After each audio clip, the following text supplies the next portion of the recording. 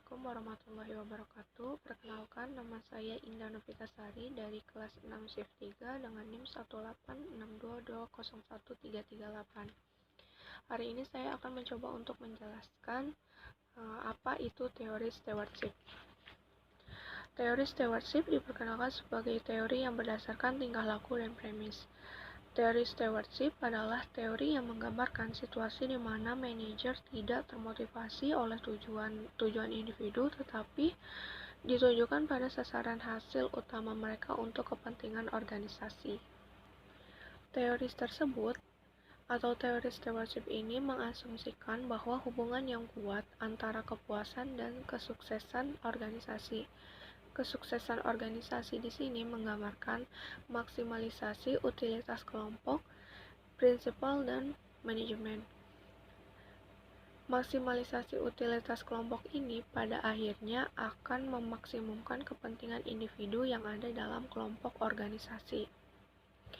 Biasanya teori ini diterapkan pada penelitian akuntansi organisasi sektor publik seperti organisasi pemerintahan, menurut Morgan, Van Sly, dan Thornton, dan non-profit lainnya menurut Vargas, Kaiser-Ralph, dan Wilson. Yang sejak awal perkembangannya, akuntansi organisasi sektor publik telah dipersiapkan untuk memenuhi kebutuhan informasi bagi hubungan antara stewardship dan dengan prinsipal.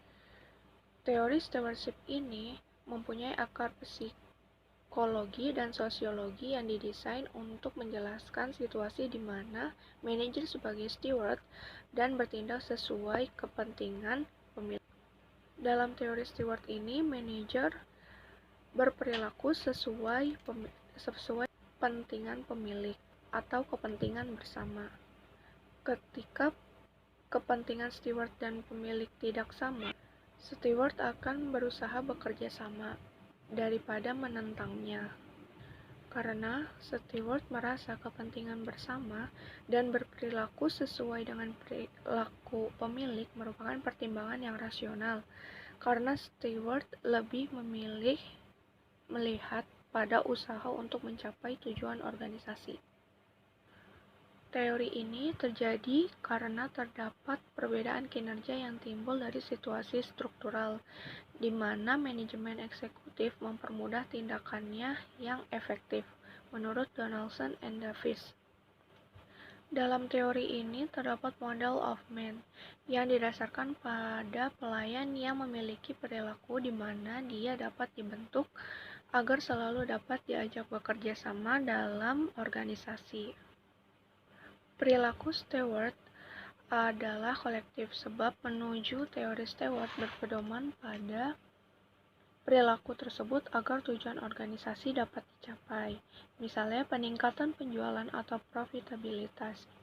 Perilaku ini akan menguntungkan prinsipal termasuk outside owner. Hal ini juga memberikan manfaat pada status manajerial, sebab tujuan mereka ditindaklanjuti dengan baik oleh steward. Salah satu variabel yang memiliki hubungan dengan teori stewardship ini adalah variabel economic performance. Hubungan antara teori stewardship dengan economic performance terletak pada para eksekutif atau steward yang memiliki perilaku di mana dia dapat dibentuk agar selalu dapat diajak bekerja sama dalam organisasi.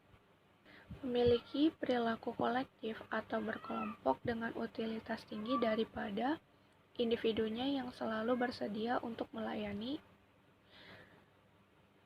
sehingga akan memaksimumkan kinerja keuangan perusahaan. Variabel lainnya adalah kualitas laba.